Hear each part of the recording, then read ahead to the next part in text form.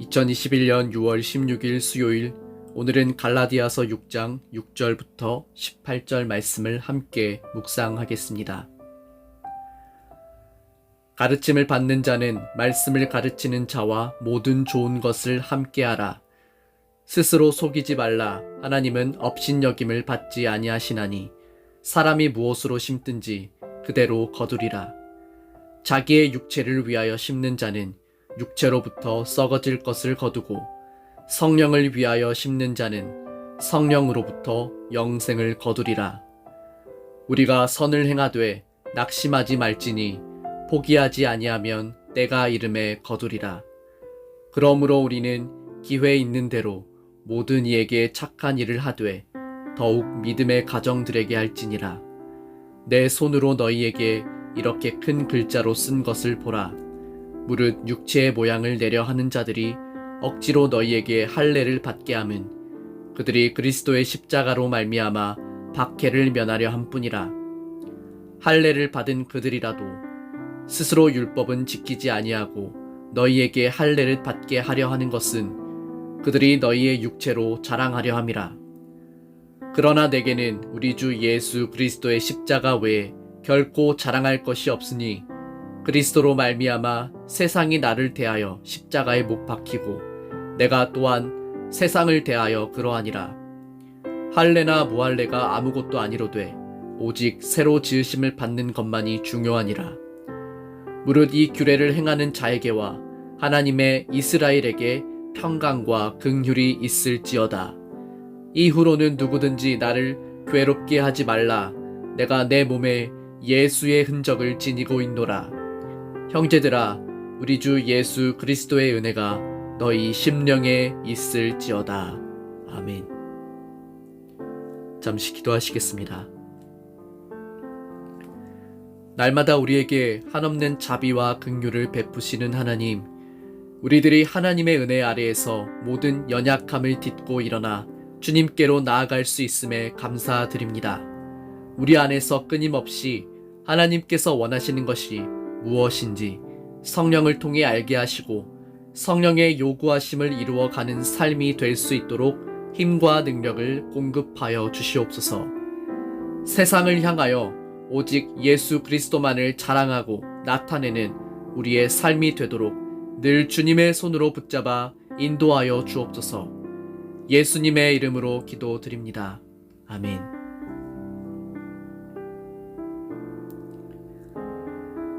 갈라디아서는 율법의 행위와 그리스도 예수 안에서 주어지는 하나님의 은혜라는 양극의 내용을 다루며 이 말씀을 묵상하는 자들에게 무엇을 바라보고 의지해야 하는지를 알게 합니다.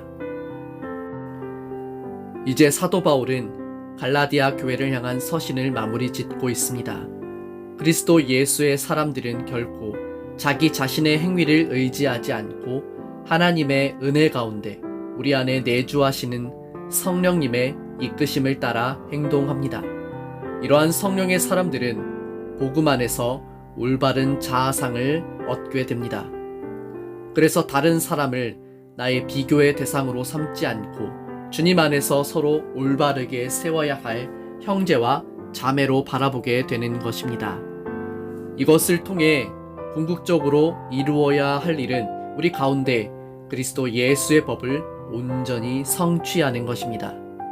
곧 모든 그리스도인들은 예수님을 본받아 그가 걸어가신 발자취를 따라 나아가야 한다는 것입니다. 이 모든 일은 자기 행위, 자기 공로를 의지하여서는 결코 불가능합니다. 오직 은혜 아래에서 성령을 의지할 때 가능하다는 사실을 사도 바울은 갈라디아서를 통해 끊임없이 반복하여 우리들에게 알려주었습니다. 이제 그 대망의 마지막 결론부에 이르러 바울은 이 편지를 수신하는 자들에게 마지막 경고와 초청을 하고 있습니다. 사실상 지금까지 해왔던 이야기들을 다시 반복하는 것이지만 그 핵심 메시지는 그러므로 복음을 따라 살아가라는 것입니다. 하나님의 가르침을 배우는 사람은 가르치는 사람과 모든 좋은 것을 나누어야 합니다. 스스로 속이지 마십시오. 하나님을 속일 수는 없습니다. 사람은 자기가 심은 대로 거둘 것입니다. 6절에서 사도 바울은 하나님의 말씀을 가르치는 사람과 배우는 사람의 관계에 대해서 설명합니다. 단순한 맥락에서 이 본문은 우리들에게 모든 그리스도인들이 하나님의 말씀을 배워야 한다는 사실을 알려줍니다. 그러나 여기서 바울은 어느 한 가지에만 무게를 두지 않습니다. 배우는 것만큼이나 중요한 것이 가르치는 것입니다. 이 둘의 관계에서 바울은 모든 좋은 것을 나누어야 한다고 말합니다. 가르치는 자의 책임은 무엇입니까? 배우는 자들에게 올바른 복음을 전하라는 것입니다. 그의 책임은 자신에게 맡겨진 양들을 바르게 양육하여 하나님께로 향하게 하는 데 있습니다. 결코 자기 사리사욕을 채우기 위해 배우는 자들을 이용하지 않는 것입니다. 가르치는 자는 배우는 자들에게 모든 영적인 필요를 채워주어야 합니다. 그렇다면 배우는 자들의 책임은 무엇입니까? 그들이 받은 바 은혜를 당연한 것으로 여기지 말라는 것입니다.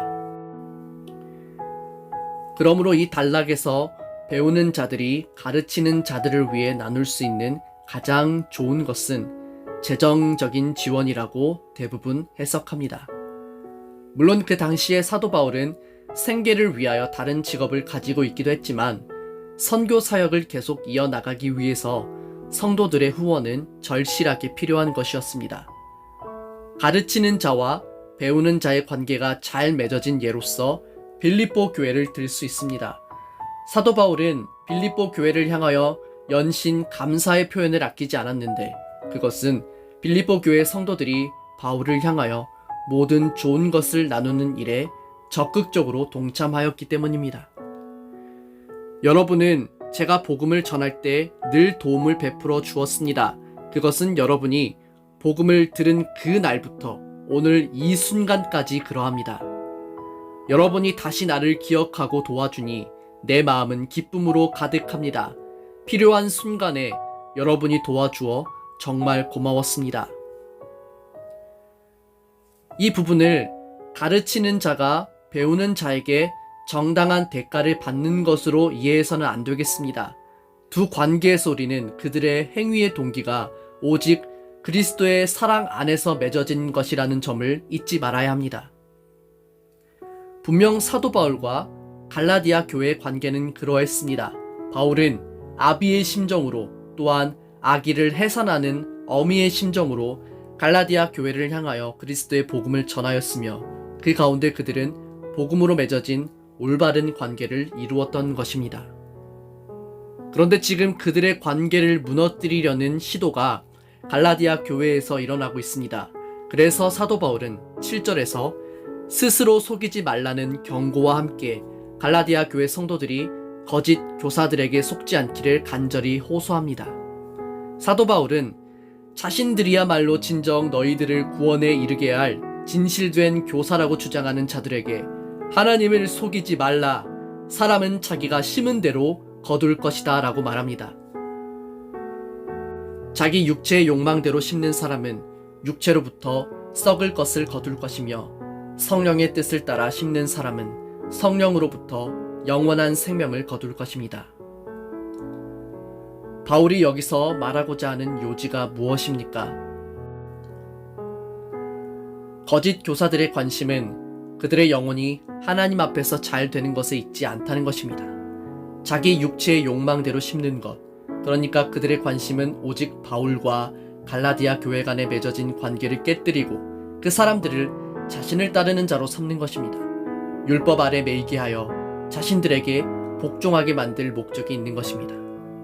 그러나 성령의 뜻을 따라 심는 사람, 여기서 우리는 암묵적으로 사도 바울 자신과 거짓 교사들을 명확히 선을 긋고 있음을 알 수 있는데 바울의 관심은 오직 갈라디아 교회가 참된 복음 가운데 올바르게 서서 하나님을 향하여 자유함과 담대함으로 나아가기를 바라는 것입니다. 바울은 그들을 통해 어떤 자기 자신의 육체적 유익을 얻기를 일체 바라고 있지 않습니다. 다만 그가 바라는 것은 복음을 위한 일에 그들도 하나가 되어 동참하는 것입니다.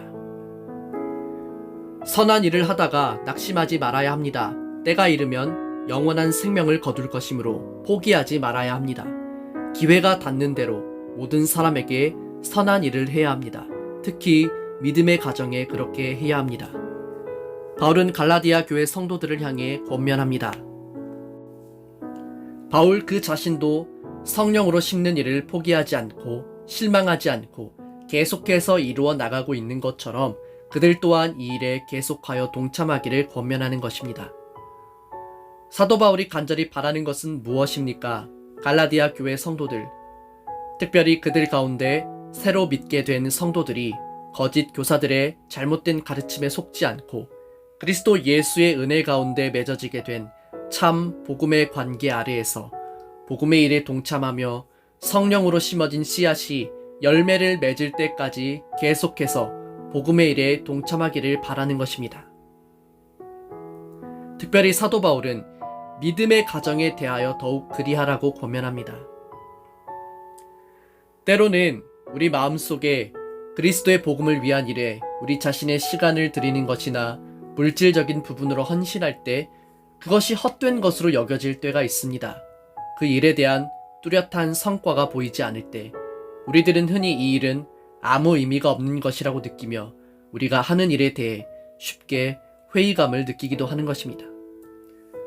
그러나 바울은 말합니다. 그 일이 분명 그리스도 예수의 복음 안에서 성령을 따라 이루어진 일이라면 우리는 포기하지 말고 현재 눈앞에 보이는 상황에 낙심하지 말고 계속해서 기회가 주어지는 대로 동참하고 섬겨야 한다는 것입니다.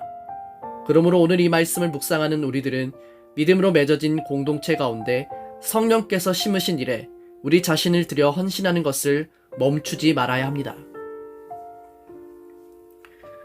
매일 말씀을 묵상하며 함께 나누는 이 시간이 저에게는 참 복된 시간입니다.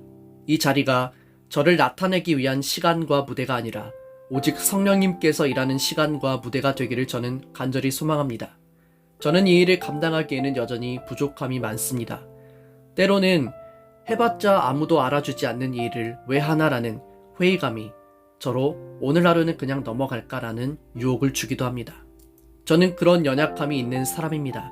그러나 오늘 말씀을 통해 성령님께서 거두실 날을 기대하며 이 의미 없어 보이는 일을 통해서도 이것이 정말 성령께서 시작하신 일이라면 반드시 거두는 날이 있을 것을 믿고 눈에 보이는 결과에 낙심하지 말아야겠음을 결단하게 됩니다. 이 말씀을 묵상하는 여러분의 삶에도 저와 동일한 은혜가 임하기를 간절히 축복합니다. 아무 성과가 없어 보이는 우리의 섬김과 헌신 가운데 그것이 성령께서 행하신 일이라면 반드시 깊은 수확이 발생한다는 사실을 기억하며 복음의 일에 끊임없이 동참하는 그리스도인으로 살아갑시다. 그러나 내게는 우리 주 예수 그리스도의 십자가 말고는 아무것도 자랑할 것이 없습니다. 그리스도의 십자가를 통해 세상은 나에 대해서도 죽었고 나는 세상에 대해서 죽었습니다. 그러므로 자랑할 것이 무엇입니까? 성령을 따라 살아가는 사람은 자기 자신의 공로나 행위가 아닌 오직 예수 그리스도의 십자가만을 자랑합니다. 세상이 나에 대하여 죽었다는 표현을 보십시오. 우리가 이제 성령을 따라 살아가는 것에 대하여 세상이 우리를 어떻게 바라보고 인식하든지 그것은 중요하지 않습니다.